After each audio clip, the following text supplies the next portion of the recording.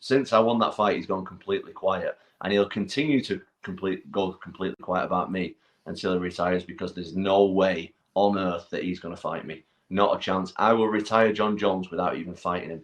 And of course, it's been pretty interesting, all the stuff that Jon Jones has been saying to the media this week, and I'm sure there's more to come, but check out these. You're beating guys who aren't even champions, and you consider yourself a champion.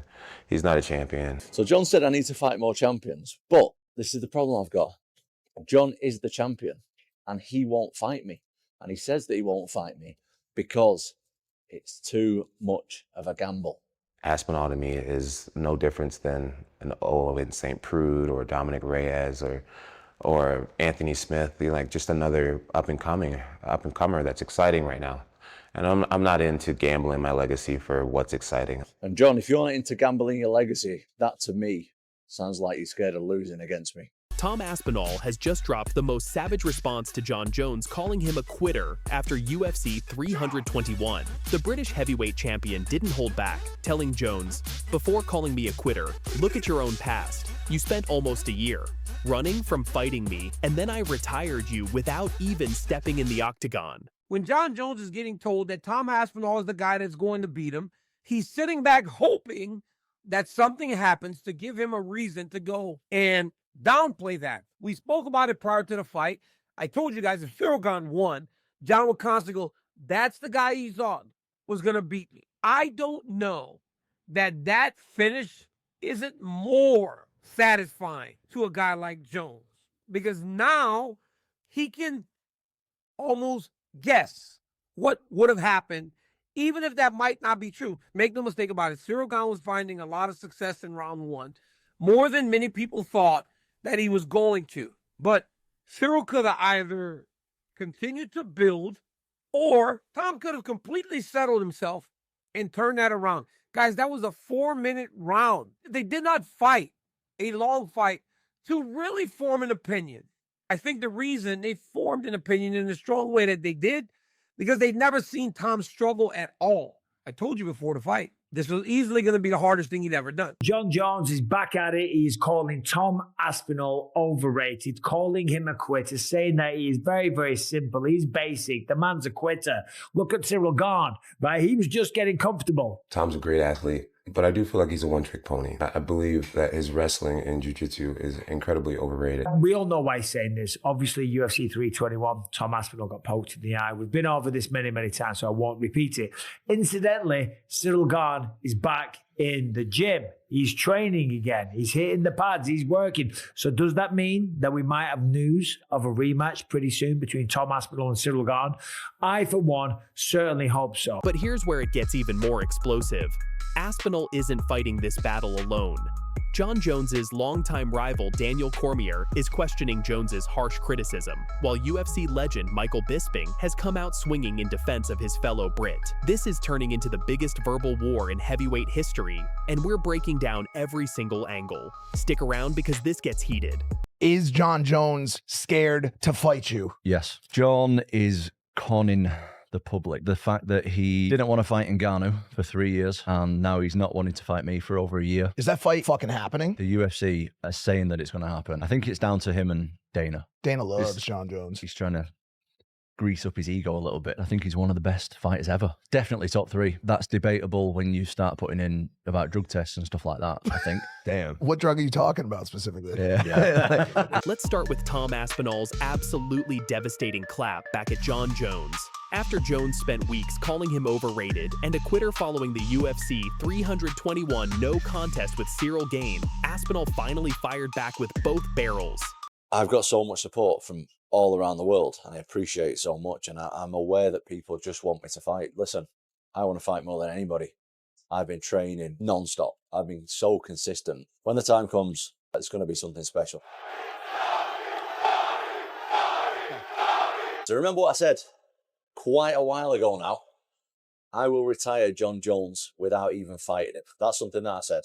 Jon, let's do it. If you want to do it, you don't have to ask me twice. If not, I'll fight somebody else for the undisputed belt. Happy to fight anybody, anytime, anywhere. Doesn't matter, I'm ready to go. The British champion essentially told Jones, "You want to talk about quitting? You spent an entire year avoiding me when I was the interim champion. You negotiated, you stalled, you asked for $30 million, got offered it, and then retired instead of fighting me. I literally retired you without throwing a single punch." I saw an interview where it said you and John are aligned, and you guys have decided together to allow for the UFC to tell you what you're doing. Is that true? No, man, John's retired. What are we talking about, guys? What do you mean? John, you guys don't follow John on social media? I don't follow him on social media. He said that. No, me too, actually. Me too, but the guy is living his best life. He's had a fantastic career, we all know.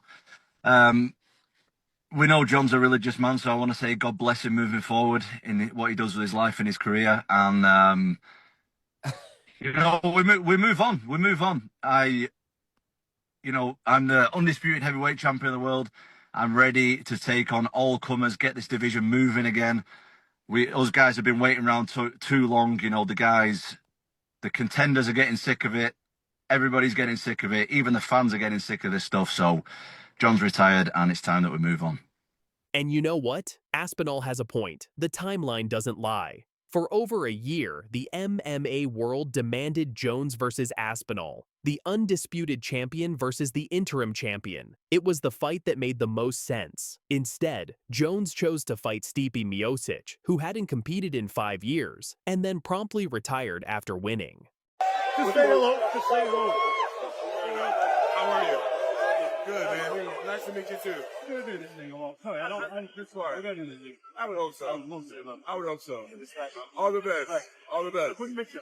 Sure. Let's get it. Play something. Aspinall's response cuts deep because it highlights the ultimate irony. Jones is calling someone a quitter when he himself walked away from the division rather than face his toughest challenge. That's the kind of comeback that leaves a mark. Now, here's where things get really interesting. Daniel Cormier, Jon Jones's biggest rival throughout their legendary careers, has stepped into the conversation, and he's not on Jones's side. God, you fucking suck. I wish they would let me next door so I can spit in your fucking face.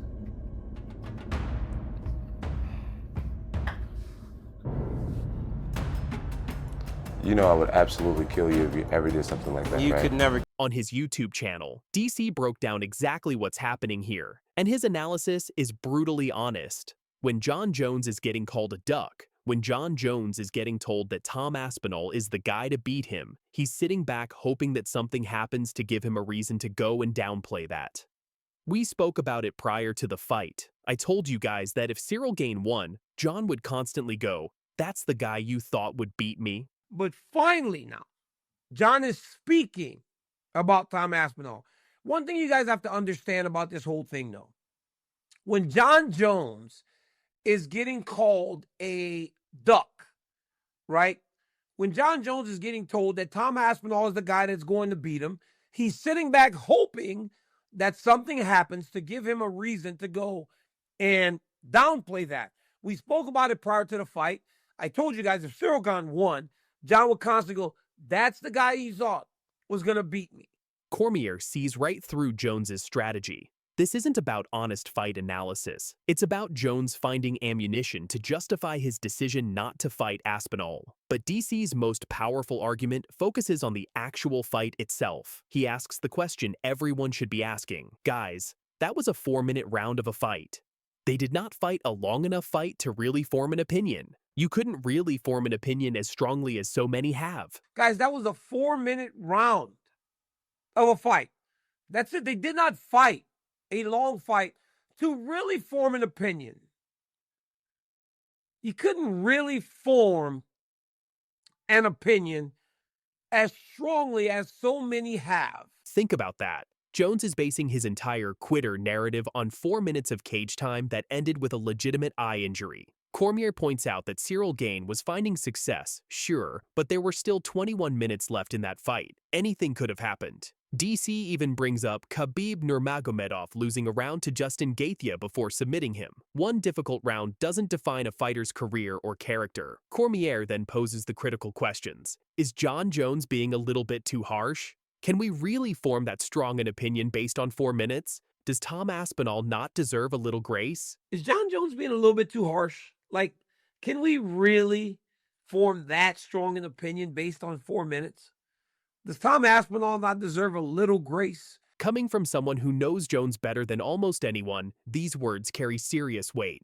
Michael Bisping, another UFC legend and fellow Brit, absolutely dismantled Jon Jones's quitter accusations point by point. And honestly, his breakdown is devastating to Jones's entire argument. Tom's a great athlete, but I do feel like he's a one-trick pony. I believe that his wrestling and jiu-jitsu is incredibly overrated. He has a beautiful 1-2. I got to learn a lot about his patterns in his last fight. That's really about it. That's the one thing that he's setting up real nice. He couldn't touch Cyril Gane at all. That's the way I felt. I felt like Gane was just getting warmed up. Gane's hands was down. He was shaking his shoulders, bouncing around. He was touching him. He was touching him. That jab too was money. He busted him open. He was so comfortable. I think Tom was looking for a way out, and he took it. He needs to change his game. Let's go through each incident Jones mentioned. The UFC 321 eye poke. Bisping revealed crucial information. We knew a few days after the fight with Cyril Gane that he still couldn't see. To say the man's a quitter, it's not really fair. It didn't help Tom. Now, all eye pokes are different. Just because Cortez Acosta could continue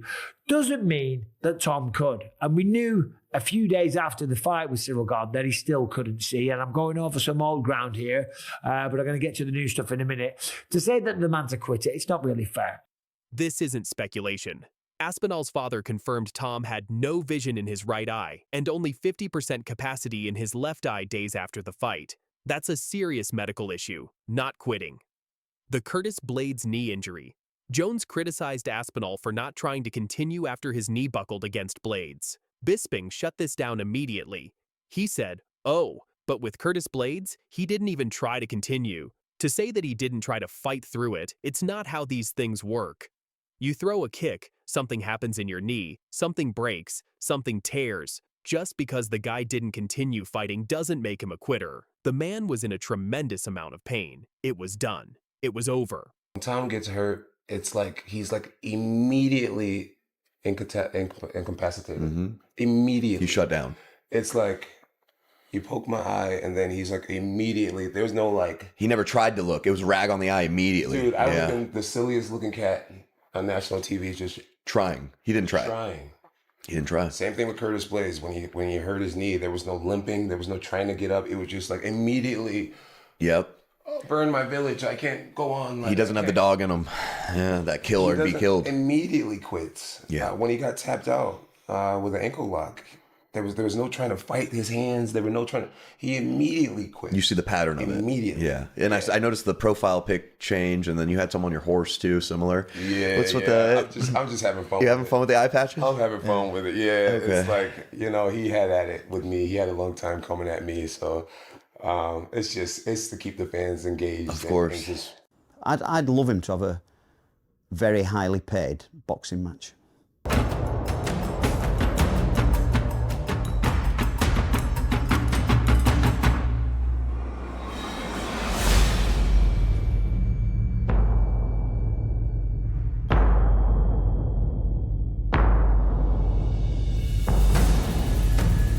UFC heavyweight champion Tom Aspinall and his father Andy have just dropped a career-changing message that has the entire MMA community talking. And it's not about his upcoming title defense. The newly crowned undisputed heavyweight king, who claimed his throne after Jon Jones's shocking retirement in June, has his sights set beyond the octagon, and it involves boxing gloves, massive paydays, and a direct challenge to the UFC's pay structure. This is a story about money, power, and a father's bold vision for his son's future. Let's break it all down. The bombshell came during a candid interview on Tom Aspinall's own YouTube channel, where his father and longtime coach Andy Aspinall didn't hold back about their plans. "I'd love him to have a very highly paid boxing match for the money. The money's there, and I don't see why somebody as talented as Tom shouldn't have a piece of that money when the boxers are getting 100 times more." Andy Aspinall. The money. I'd love him to have a very highly paid boxing match. For the money. The money's there, and I don't see why somebody as talented as Tom shouldn't have a piece of that money when the boxers are getting 100 times more than 100 times more. But here's where it gets even more explosive. Andy Aspinall took direct aim at the UFC's compensation structure, stating bluntly, The UFC ain't paying that type of money. The UFC ain't paying that type of money. This isn't just wishful thinking from a proud father. This is a calculated business statement from the man who's coached Tom since he was a child and helped guide him to the pinnacle of mixed martial arts. The timing couldn't be more significant. Tom Aspinall is set to make his first undisputed title defense against Cyril Gane at UFC 321 in Abu Dhabi on October 25th. But even with championship gold around his waist, his camp is already looking beyond the octagon for what they see as the real money. All right, now, UFC 321, October 25th, Etihad Arena in Abu Dhabi. Tom Aspinall will face Cyril Gane. Aspinall has 15 wins, and all of them are by finish. Gane is the #1 ranked heavyweight.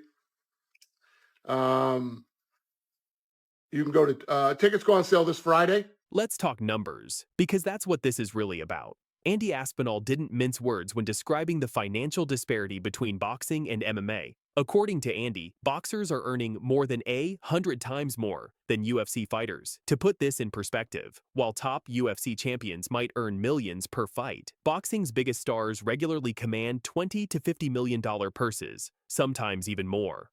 Francis Ngannou proved this point when he left the UFC heavyweight championship behind to pursue boxing riches, reportedly earning around $10 million for his debut against Tyson Fury, potentially more than he made in his entire UFC career. So what was the holdup with the UFC? Like, what led you to not sign? There was a lot of frustration over the years. I think since my fight against Stipe, my first fight against Stipe, my relation with the UFC never been the same. Really? I feel like I wasn't in the right place. Then I get the Derek Lewis fight, who was like the worst fight, and that didn't help me at all. You win the Cyril Gane fight. Then what happened? I have no guarantee that signing this contract, I will not get into what I have been to in the past 3 years. So how about we change something that will make me feel secure?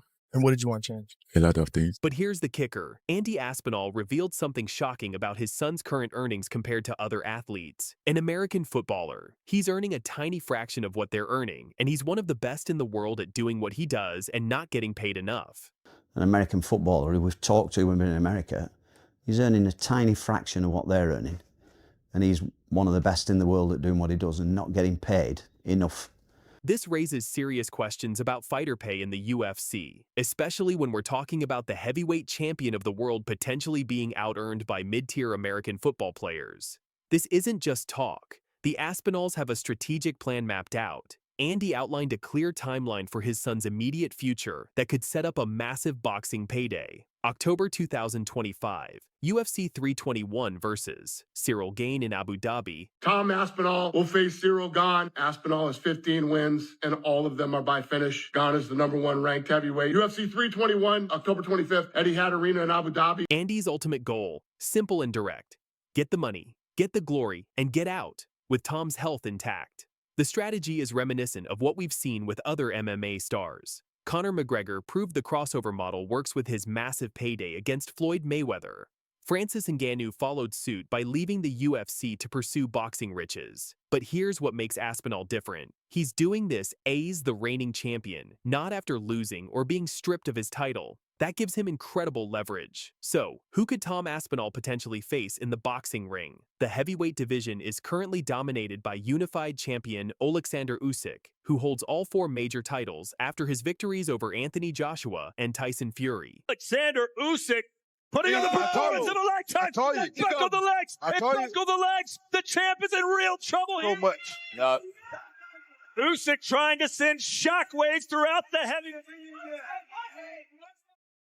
Not give one shot, or not take one shot, but he has to give. Interestingly, Usyk has previously expressed interest in trying MMA, which could set up the ultimate 2-sport crossover. Aspinall boxing Usyk, then Usyk entering the octagon. Other potential opponents could include Tyson Fury, if he returns from retirement, Anthony Joshua, looking to rebuild, Deontay Wilder, always a knockout threat. The appeal for boxing promoters is obvious. Aspinall brings legitimate knockout power and an undefeated record as UFC champion. His highlight reel of 1-minute knockouts proves he has the finishing ability that boxing fans crave. This puts the UFC in a difficult position. They've just crowned a new heavyweight champion after Jon Jones' retirement, and now his team is already publicly discussing an exit strategy. The problem for Tom Aspinall a lot of the time was not only finding trade. Oh! Oh! What a finish! That's it! Wow! Knockout for Tom Aspinall in his debut! Watch Got this. ourselves a prospect. Beautiful. Knee to the midsection. Bang, bang. 1-2 follows right on the chin.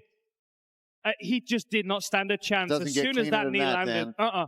bang, right into the midsection and 1-2.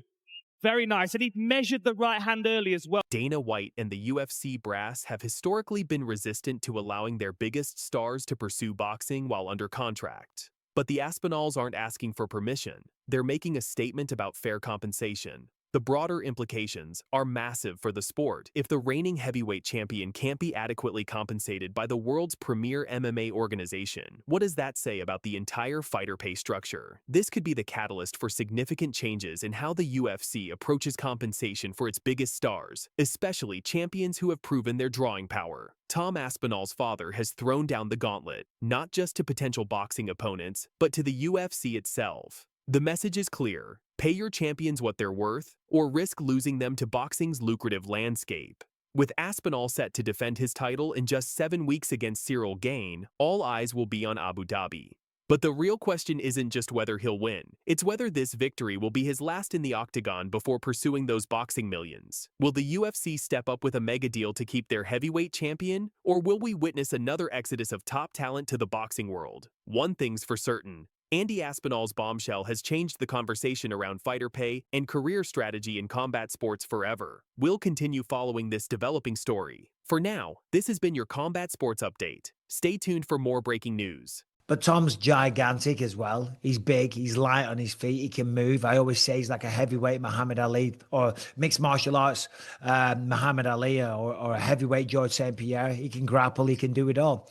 And we saw what happened with Cyril Gane against Jon Jones. So more than likely, I mean, I heavily lean towards Tom Aspinall in this fight, but it's mixed martial arts. If Cyril can stop the takedowns, then this gets very interesting.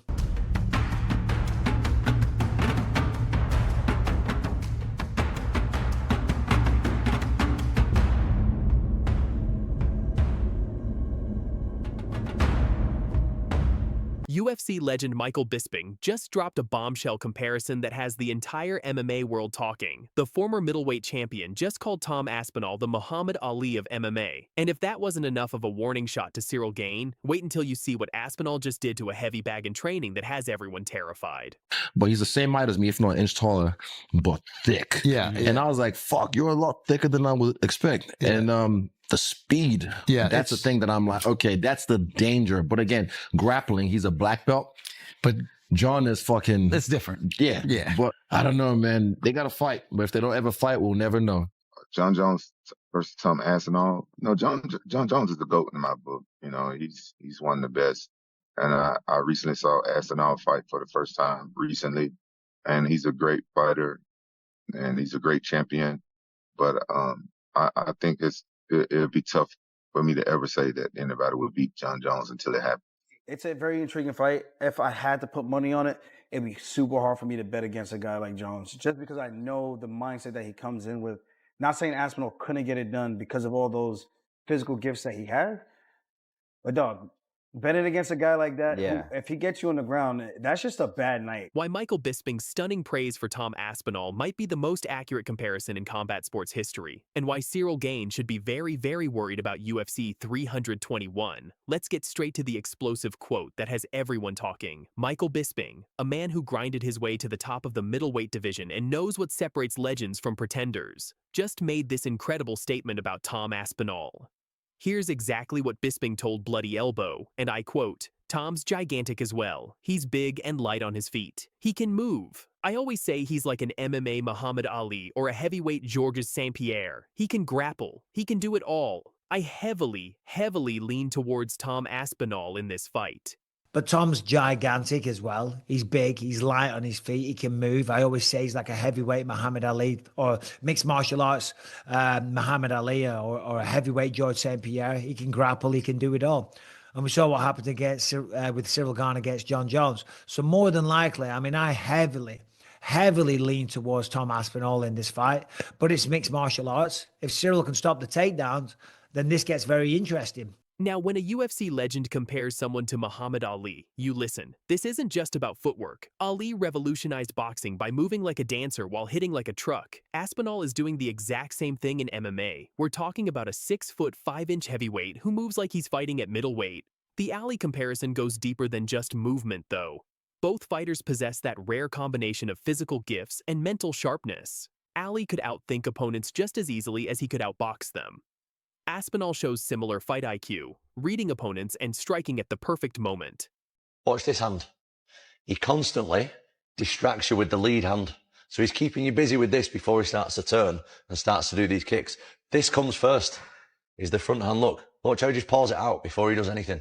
And he does that every time he occupies the front hand and then works his attacks off it, which is high level fight IQ stuff from Jon Jones. But he's one of the smartest fighters ever. Let's talk about why this comparison makes perfect sense. Tom Aspinall isn't just another heavyweight champion, he's rewriting the entire playbook. This Manchester native has finished 6 top 10 opponents in under a round each. Think about that for a second. 6 elite heavyweights, all finished in less than 5 minutes combined. Tom Aspinall a lot of the time was not only finding trade. Oh! What a finish! That's it! Wow! Knockout for Tom Aspinall in his debut! It's a prospect. Beautiful. Knee to the midsection. Bang, bang. 1-2 follows right on the chin.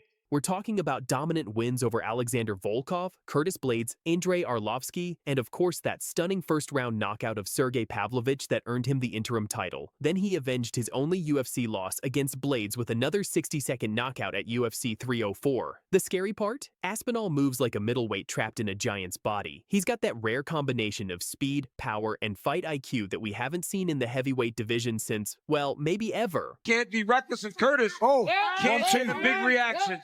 Yeah, that's Curtis a nice combination. Curtis by can't but the right sinks it down. Aspinall. Blades nearly down and out early. That's it. But if Bisping's Ali comparison wasn't enough of a warning to Cyril Gane, Tom Aspinall just shared a training video that has the entire MMA community absolutely shook. We're talking about a video where Aspinall hits a heavy bag so hard that he literally breaks it clean off its chains. This isn't just about power. Any heavyweight can hit hard. This is about the precision and technique behind that power. The fact that Aspinall can generate this kind of force while maintaining his legendary speed and movement, that's what nightmares are made of. Aspinall has also welcomed a new coach into his camp specifically to help break down the puzzle that Cyril Gane presents. The champion is taking this fight seriously, and rightfully so. Gane represents his toughest test to date. You know, there's the guys who I've trained with from my experience who in the gym are absolute killers, absolute world beaters. And they'll get in a fight and they'll just freeze up and it doesn't work like it does in the gym. They fight way worse. And there's other guys like myself, anytime there's pressure on me, that's when I've done my most devastating performances. Talk's just talk to me, mate. It doesn't matter. Like, at the end of the day, we're both going to take our shirts off, get a pair of gloves on, and go in there and see who wins on October 25th. So it's not really going to change anything, to be honest. Now let's give credit where it's due. Cyril Gane isn't just any challenger. This French striker has that elite footwork and striking finesse that earned him his own interim title back in 2021. He's got impressive victories over Derek Lewis, Tai Tuivasa, and Alexander Volkov.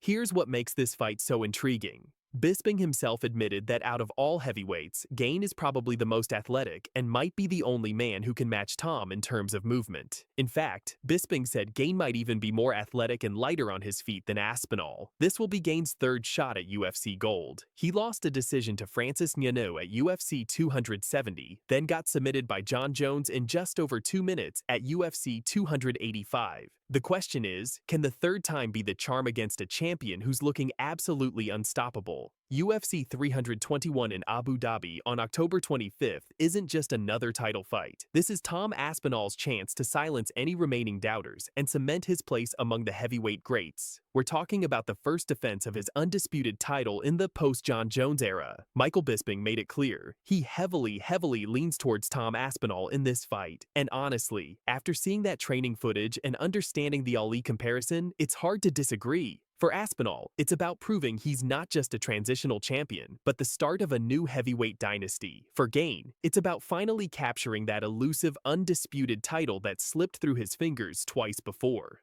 So what do you think, fight fans? Is Michael Bisping spot on with that Muhammad Ali comparison? Can Cyril Gane solve the Aspinall puzzle that no one else has figured out? Drop your predictions in the comments below. If you enjoyed this breakdown, smash that like button, subscribe for more MMA news and analysis, and hit that notification bell so you never miss when we drop the latest fight breakdowns. UFC 321 is shaping up to be an absolute banger, and we'll be covering every angle as we get closer to fight night. To this day, he gave Jon Jones some serious fucking trouble, and Jon destroyed his legs. He needed double knee surgery after that fight. What was going through your mind when you did that jumping side kick? Looked like you were aiming for Thiago Santos's knee. Thiago was trying to break my jaw tonight. He was trying to give me brain damage tonight. And if a guy can give you a stutter for the rest of your life or memory loss, I think an even trade-off is to give him a limp for the rest of his life. That's just the game we play. This is one of the greatest quotes ever when he was in a press conference with Daniel Cormier after their first fight. He goes, I beat you after a weekend of pain. And two back-to-back weekends. Game one, your ass the next. It was great. Joe Rogan's shocking revelations about Jon Jones have sent shockwaves through the MMA community. We're talking career-ending damage, bitter rivalries, and why Daniel Cormier just fired back with some brutal honesty about the so-called GOAT. This is a story that proves Jon Jones doesn't just beat opponents. He literally changes the trajectory of their entire careers. Stay tuned, because what you're about to hear will change how you view some of the biggest names in MMA forever. Thiago Santos, he ruined both his knees. Jon did. Yeah, both his knees after that fight, he had to get surgery on. He tore both of them apart. He sidekicked the fuck out of his knees. Yeah. He does the oblique kick to the thigh, too. He does it everywhere. So let's start with the bombshell that has everyone talking. On a recent episode of the Joe Rogan Experience, the UFC's most trusted voice dropped some absolutely devastating information about what Jon Jones did to former title challenger Thiago Santos. You know, when I heard his name first, I was like, oh my goodness, tell me this is not happening. He definitely did really good, but one thing about me, as the fight progresses, I tend to figure out what's happening, get my game going. Thiago is a Muay Thai black belt, and you know, I'm only 10 years into kickboxing. I think he's probably closer to 20 years into kickboxing. So, you know, I just figured I'd challenge myself. I could have probably taken the fight to the ground. That probably would have been a smarter idea, but, you know, I know he will be back for a rematch, and I'll be ready. Now, most of you remember that fight from July 6, 2019. It was closer than anyone expected. Santos actually gave Jones some real trouble, and many thought he might have even won that fight. But here's what Joe Rogan revealed that will blow your mind. He gave Jon Jones some serious trouble, and Jon destroyed his legs. He needed double knee surgery after that fight. Both of his knees were destroyed. That side kick to the knees. Jon is so good at that. To this day, he gave Jon Jones some serious trouble, and Jon destroyed his legs. He needed double knee surgery after that fight. Jon just destroyed his knees. That side kick to the knees. one of his knees they messed up. He tried to kick Jon, and Jon slid back and made a miss, and he hyperextended his leg. Both knees in one fight, and really was never the same again.